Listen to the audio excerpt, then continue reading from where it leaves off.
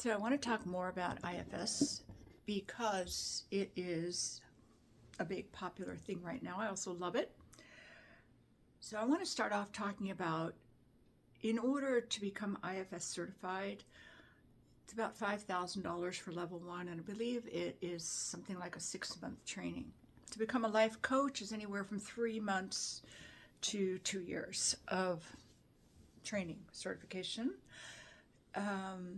To become a Reiki master, I actually became a Reiki master over the weekend for $20. Didn't do a thing for me. I just did it because apparently some insurance companies now take Reiki.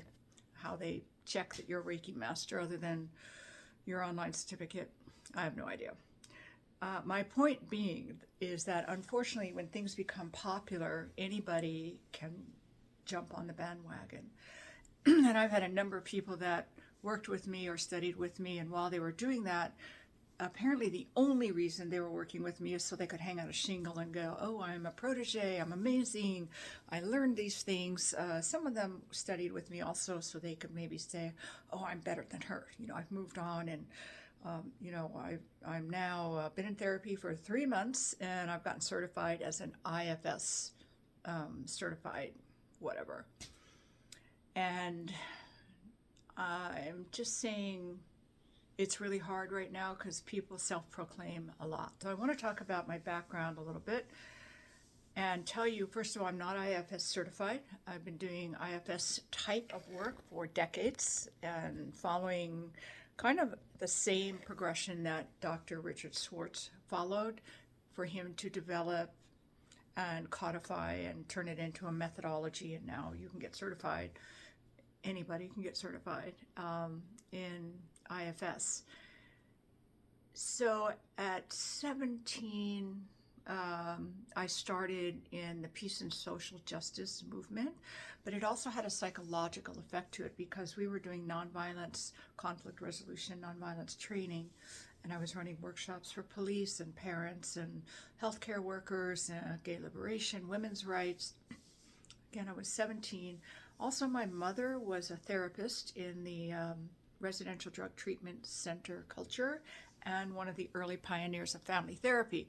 So I was introduced to a lot of psychology along with civil rights, social rights, anti-war, etc. 17. I'm 72 now. I started running groups when I was 17 years old and was trained by the National Training Laboratories in group dynamics, in systems ideas. My mother talked to me about family therapy.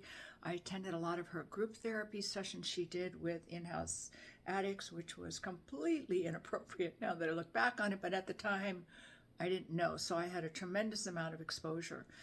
And at that time I learned things like Fritz Perl's empty chair work, which is also something Dr. Schwartz talks about, where you place a part, though it might have been called something else, I don't remember the language from the 70s, but you place a part of you that is triggering you or upsetting to you or causing you some kind of emotional reaction in an empty chair, and then you talk to it. And then you get up and sit in that chair and become that part and talk back to the person or the other part that is speaking, and eventually come to a kind of resolution, working relationship, and very often the sense of a presence of a higher self or a higher authority, even though that wasn't really addressed back then. From there, I moved into getting introduced to spirituality through the peace and social justice movement. One is I worked with the Quakers, and they believe there is that of God in every person. They were some of the most forgiving, understanding, incredible people. I actually consider becoming a Quaker. Their religion, their big yearly meeting, all their meetings rely on full consensus, not majority rules. So you have to talk through everything until everybody goes, okay, that's how we're going to do it. Talk about democracy. We meditated. We meditated before lunch. We prayed. We taught in the nonviolence training how to touch the God part in every person. That is how you would shift from violence to connection. And very similar to a lot of the IFS work. So in that time then, I went and joined the American Indian movement, and that's where I was introduced to really wild spiritual stuff. The medicine men there were the real thing on the reservation, and that's when I began to believe, well, there really is something out there, psychic, telepathic, healing, spirit guides, animal guides, the earth talking to you. But I still thought, well, that's for Native Americans. I'm just, this geek from New York. So, what does that have to do with me? And from there, I moved into revolutionary theater. And why I say it was revolutionary, it was theater. Originally the Living Theater Project, working also with Pina Bausch in Germany for a while. This was theater where we created a ritualistic, mood-shifting, trance-oriented, collective event that would hopefully wake people up from the trance of capitalism and the trance of get a job, pay your bills, get married, have kids, die. So it was still geared towards kind of spirituality and psychology at the same time. As that progressed along, I got deeper and deeper into spirituality. I was out in the University of Arizona, and that's when I met my spiritual parents, who were in their 70s. I was in my 20s, and they introduced me to remote healing, to radionics, to deep metaphysical practices. They had a meditation program, very, very simple, based on the original writings of Pythagoras from ancient Greece. I think it's still out there. You can look it up. The balancing program was handed off to a person. I think he's still running it. Saved my life. Loved it. Loved them. Learned so much about energy and spirits. And Walter, the man, used to sit in a meditation room next to me. I'd lay on a table, and I would go on a psychedelic journey just by closing my eyes and being guided, I guess, by his energy triggering me. He didn't even talk. I mean, every once in a while he'd say, okay, we're going to lift this veil, and okay, we're going to go a little deeper. That's all he would say, things like that. Amazing, so amazing.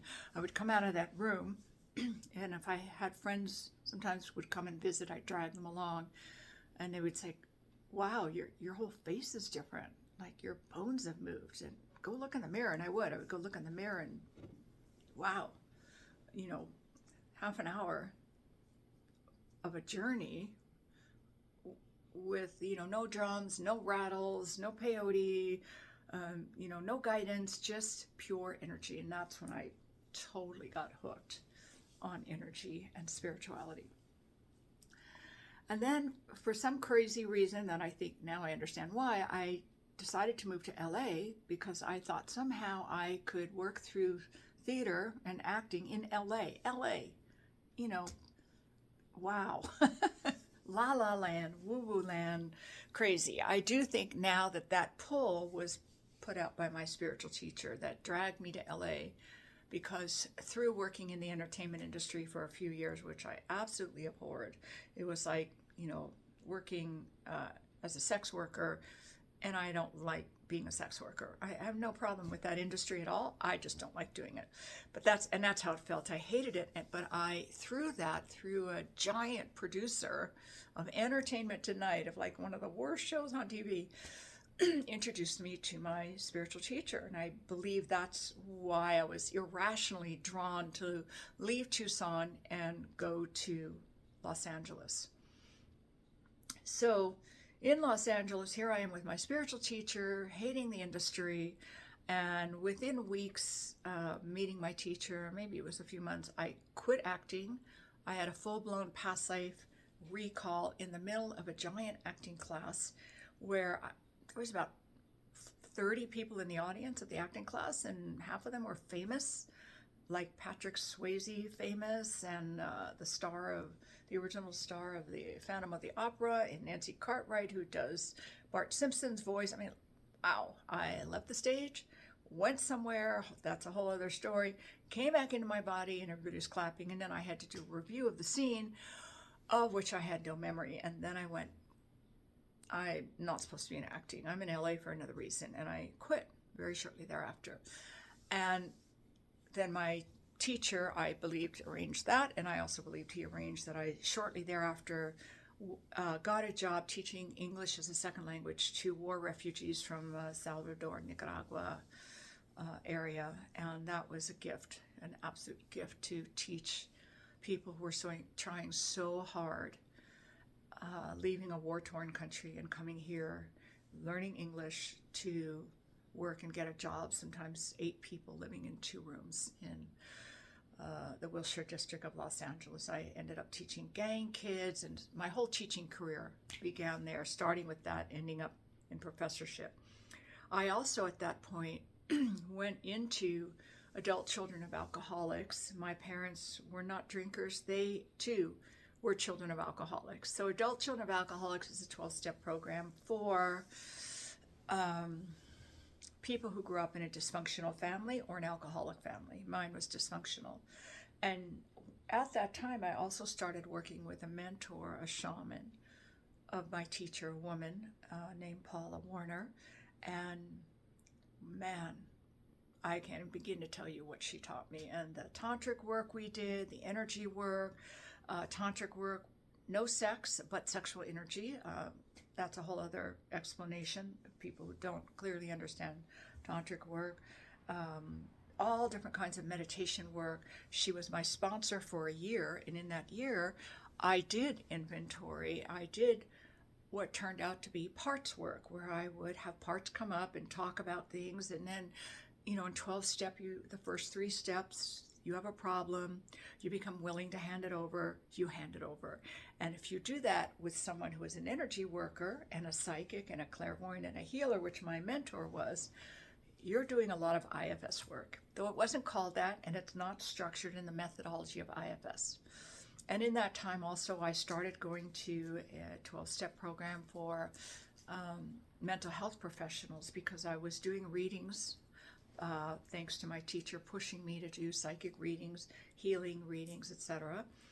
And that 12-step program was also a kind of IFS work, because parts would come out in those sessions.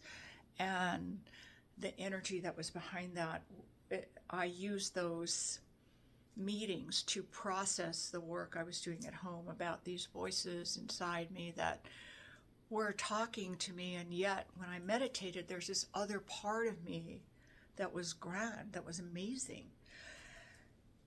And that was about 15 years worth of work, of also doing past life regression, life between life regressions, channeling family constellation work, getting in touch with ancestral energies, getting in touch with why my soul was here, going through an acupuncture session.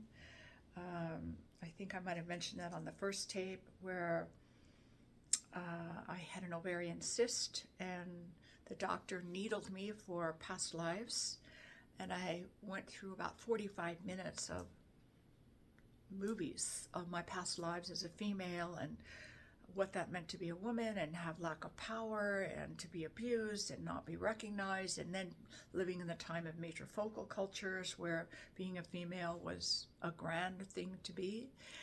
And the cyst went away, and I went back to the gynecologist, and he said, I don't know what you did, but it's completely gone. So as I was teaching, I was getting deeper and deeper into past lives, legacy work, which we called ancestral work back then, still working with the chair, inner parenting, self-parenting, inner child. And the inner child was often different ages, sort of different people. That was all parts work. It just wasn't called that, and it wasn't put together in a system. So we're looking at, other than I'd say maybe about 3 years in the entertainment industry where I thought I could get involved somehow with important work that would impact the world, those films that change your life. But you have to be a giant movie star to get those things pushed through in Hollywood. They're not blockbusters like Marvel movies are. Starting at 17, I have been training and working on myself. So there's no way I'm going to get a $4,000 level 1 certification in 6 months from someone who perhaps has been doing IFS for 5 years or even 10 years when I have close to 50 years under my belt. And I can't even find a therapist to work with. And I, of course, dodged psychology because my mother was a shrink and I did not want to get involved because I saw too much of a breach that she was brilliant as a therapist and had so many problems as a mother and as a wife and maybe even as a woman. But I ended up in that field anyway, and I ended up helping other people with my work because my teacher pushed me to, not because I ran around trying to hang out a shingle. And I did this work on the side until about 12 years ago. And the only reason I came out of the closet doing this work in a very fundamentalist, right-wing Christian community that some of the people think I worship the devil, or that I'm being blasphemy. I've had, a husband come and make threats against me because I was turning his wife against the church. I will not bore you with all those stories. So the only reason I did this and am doing this is that every other avenue of having an income was closed to me. And as a last resort, I had a space in my house. I stopped renting it out to other people. I had a dirty rug and 10 pillows. And I sat in the middle of that and said to the universe, you want me to survive? This is my last hope. Fix it. And I started doing this work. And it's been very up and down the last 2 years. So I haven't been running around going, I'm amazing, and this is what I should do. This is my life purpose. This is what I've been called to do, etc. My concerns with IFS, aside from the fact that it's now, add water and stir and you're certified, is that there is no emphasis on developing connection with what we could call the higher self. They call it the self with a large S. So a lot of people are, to me, there's a danger of mocking up the connection with the self, because now you're told the 8 C's of the self. You can look that up, the 8 C's of the self with a big S in IFS. And how people are these days is that they will try to be that way because that's the way you're supposed to be. Out here where I live, all the Christians act a certain way, talk a certain way. It takes me a couple of years to get them to just be real because they're trying to do what they think Jesus wants them to do instead of getting really honest with themselves, who they are and what they're doing. So I see that as a danger with IFS, is that they're not speaking about, you need to spend some time in some kind of spiritual practice, because it's not all about taking care of the parts and their voices. What about cultivating your connection with self so their connection with source gets so much stronger? That is not a discussion at all in IFS. Most of the people I've met who work in IFS do not have a spiritual practice of any kind. This also means that a lot of IFS work is coming out of cognitive left brain thought with maybe a little intuition thrown in. But for some of us, it's coming out of a deep psychic connection where we can see what's going on with the other person going through something. Just like Bob Forrester talks about, he can see entities. Not everybody can see entities. Not everybody can actually join someone on their internal journey. Like sometimes I've taken people through a meditation and I'll say, look to the left. Who is that man standing there? And later they say, it was like you were right there with me. How did you know that? I can't explain how. I just do. I want to take a little side note here and mention that Teal Swan's completion process reminds me a lot of IFS work also, except she does emphasize the psychic side. She does have a practice, and she is heavily into the mystic arts.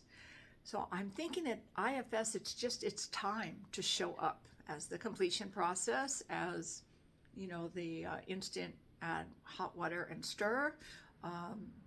I have a student, or not a student, someone who came to see me who was a graphic designer working with kids, has possibly been in therapy for 3 or 4 months, and is now getting IFS certified to help people. Like, really? That's been like, what, 18 months? And you're out there doing it. Okay. Maybe, but I'm a little skeptical and a little cynical, mainly because no matter how much talent you have, your first responsibility is to heal thyself. How much work have you done on yourself in the last 18 months before you hung out a damn shingle? That's what I'm looking at. How much work have you done on the spiritual side of the IFS material so that you can handle past lives, you can handle spirits and entities, you can handle the psychic messages that come in while you're working with someone, that you can handle a huge, weird, strange energy shift in a person who, when you're talking to what you think is a part, turns out to be an unattached burden, a UB, as they call it in IFS. So proceed with caution. And I would also say, don't be in such a damn hurry, to hang out a shingle. Let Spirit give you some signs. Get some guidance from your higher self instead of, oh, I'm meant to do this, left brain, ego-driven, or voice part-driven story inside of you. Slow it down here and work on yourself first, and then see what is given to you rather than you going out and chasing it down. I'm going to start probably some classes and sessions doing more parts work with folks in groups. The one thing I'll say about this is we can't do really intense work in groups unless it's an advanced group, because people get triggered and freak out. So I want to say this also to people who are thinking about coming to do some work with me or coming to classes. Bob Forster has a nice announcement. He says, I don't work with newbies anymore. He says, I only work with people who have been involved in deep, deep inner work. And I want to say that's pretty true for me too. I can work with people who are kind of new to self-work if they have done a lot of work on being honest with themselves. And the only way I know to do that is going to a 12-step meeting and starting to talk, so that you get over getting triggered talking about things that are embarrassing or shameful or blow your image, or perhaps you didn't even know it about yourself. Because sometimes when I share it in 12-step meetings, words would come out of my mouth that I'd go, wow, I didn't know that. And I'm sure it was a part and it was brilliant, but I also would go to meetings and I would talk. I went regularly for 15 years, solid, every week, once a week, sometimes more. Otherwise, you're going to be spending a lot of money coming to see me and telling me your story. How sweet you are, how Jesus loves you, how you're a good Christian, how, your husband is one way and you're another way. I have people come to me and they talk to me like this and they act like this.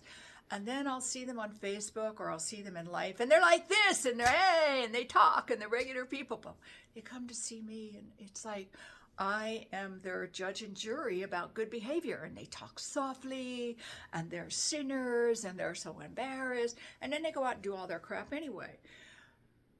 I'm not going to do well with you. I don't have a lot of patience for that at this point in my life. I'm too old and too cranky for that. But if you can come in and seriously talk about, like, I'm spending too much money on material goods, and then I want everybody to admire me for being a good person, but I'm not doing any good person work. Great, let's work on that. But don't come to me to sell me your story. A lot of people have done this, the Christians out here. They'll come to me and sell me their story, so I will give them my blessing. Oh, good for you. Oh, you had it so hard, and now you're doing it so good. Yes, you're a good Christian person. Good for you. And I don't know why they need that from me instead of their pastor. And that's all they come back for, is kind of that, shot of heroin from me that makes them feel better. And I can do that for a little while, but I'd rather you go somewhere else for that. That's kind of, I guess, if you have the money for that and the time to just go to get someone you think is quote, powerful or has some connection that we all have, we all can have, we all do have. Sometimes we just have to work on it because it's a little bit crowded in there. I would suggest you get that affirmation somewhere else, like maybe from a family member or your spouse or your best friend. Why are you going to go to someone that your ego says, oh, they have powers, and if I show up to them like I'm not a sinner, like I do with Jesus, I'll go to heaven, for sure, and I'll get my money coming in, and my earth life will work out. Makes me feel like a sex worker when people come to me like that. It's like I have to do something to make you feel good, and you pay me money for it, and no work gets done. Now I can forgive that for a little while, maybe 5 sessions, something like that, but not for 10 years. No. So I'm trying to chase off some of you, and I'm inviting others of you that are interested in parts work and want someone who has been deeply involved with spirituality and psychology for close to 50 years, and who has a practice, who has worked on themselves deeply. It might be that someone like me is a better resource for you than someone who has a 6-month certification. Just saying, just an idea. I know for me it's really hard to find people to work with, and that makes me sad. So I'm hoping by talking more about my history, which I have posted, and I have a link on my website. You can look at my professional website on LinkedIn. Dr. Marie Foyer says Life Path Healings is my latest work. And I have my spiritual, all the training I've had, everything, homeopathy, Chinese herbs, magnetic therapy, 3 different kinds of remote healing. Oh, so many things, life between lives, regressions. There's so many things I can't even mention them. It's just been so long. But I realize a lot of people don't read those things. So I thought I'd talk about it to try to make myself more accessible, and you could find out if I'm somebody who could be a resource for you. I'm going to leave you with a last warning. In one astrology system, I'm a Sagittarius. In the Vedic tradition, I am a Scorpio. And I come from Russian, Jewish background, both very verbal and direct cultures, like really direct, like can't even tell you. Beyond Sagittarius and Scorpio, direct. And I grew up in New York City, which is massively direct. New Yorker will come up to you and say, what's wrong with your hair? That's your best friend saying that to you because your hair looks like crap that day. So I'm giving you that warning. A lot of times I'll say something to someone that I think is so diplomatic and just like 1/8 of something I'm observing, and oh my God, you would think that I got on social media and publicly tore them apart. Sometimes people come to me for insights.